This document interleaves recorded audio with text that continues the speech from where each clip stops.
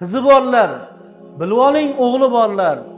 Voy, aralashmang farzandlaringiz hayotiga. Voy, qaynotalar, aralashmang. O'zlariga qo'yib bering. U sizni orzularingiz, siz vaqt kelib siz vafot qilib ketasiz, uzr. O'sha er-xotin o'zi qoladi.